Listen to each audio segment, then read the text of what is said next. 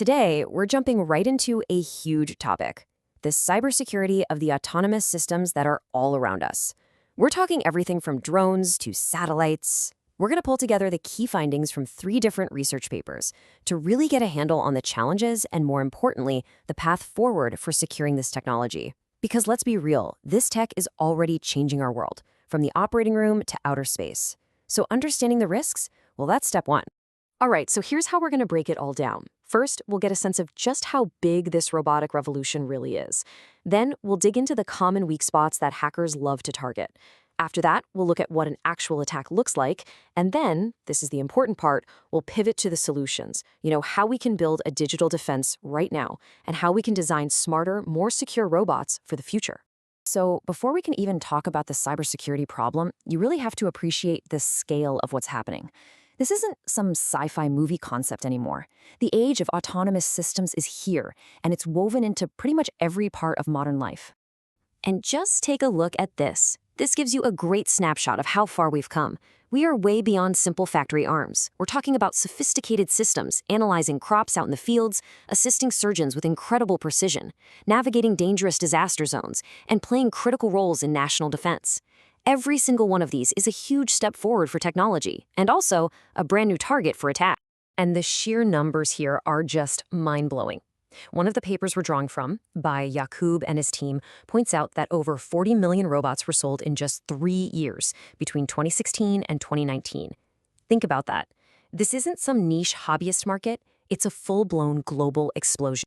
But here's the catch, right? With all that rapid growth, we've basically created this massive and often really vulnerable new digital landscape. And the truly fascinating part?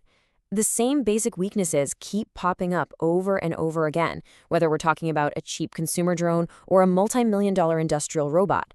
It's like a ghost in the machine. And when you look at what these weaknesses are, it's kind of shocking how basic they are. All 3 of our source papers really zero in on these same core problems. Things like insecure networking, bad or non-existent authentication, and weak encryption. A lot of this boils down to a failure to implement what's called security by design. Basically, in the rush to get these amazing new products out the door, security becomes an afterthought, something you try to bolt on later, instead of baking it in from the very beginning. So how do you fix that? How do you get ahead of the curve? Well, professionals use frameworks like threat modeling. This is about making a fundamental shift in your thinking. You stop just reacting to attacks after they happen, and you start proactively mapping out potential threats and designing your defenses before the system is even built. It's a total game changer. Okay, so we've talked about the vulnerabilities. Now let's look at what happens when someone actually exploits them. And let me tell you, these aren't just ones and zeros on a screen. The consequences can be real and physically damaging. So what does a cyber attack on a robot actually look like?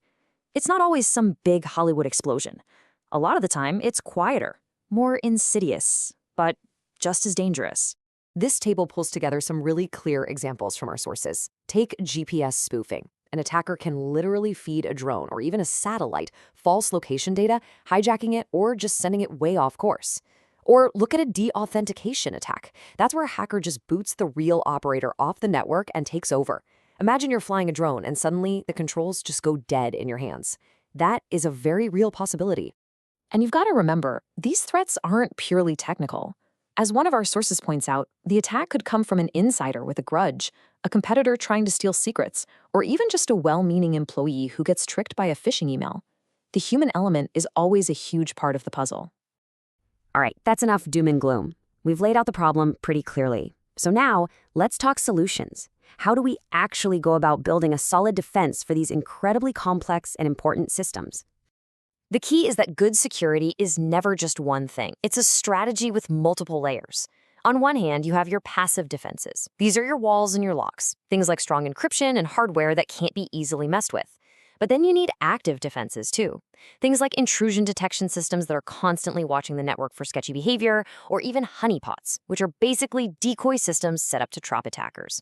You need both. You need the strong walls, and you need the guards on the walls. So how do you know if your defenses actually work? Well, you test them. This is where something called penetration testing comes in. You can think of it like a fire drill for your cybersecurity. You hire ethical hackers to actively try and break into your own systems. They go through this whole process, from planning the attack to finding the weak points and then reporting back on how to fix them. It's an absolutely essential way to find the holes before the bad guys do. And that brings us to our last big idea, which is maybe the most important one. Just reacting to threats isn't enough. To really get this right, we have to think about the next generation of robots and drones.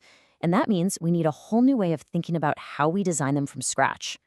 This quote from Jakob and his team really just nails the core challenge here. It's all about finding the right balance. You can't have a robot that's perfectly secure but can't perform its job because the security measures slow it down too much. Security and safety can't be an afterthought. They have to be woven into the design from day one, working in harmony with whatever the robot is meant to do. So I'll leave you with this question to think about. As we keep handing over more and more critical jobs to these autonomous systems, where do we draw the line? Where does the machine's responsibility for its own security end, and where does our responsibility, as the engineers, the operators, and the policymakers, truly begin? It's a tough question, but it's one we absolutely have to answer as we build this automated future together.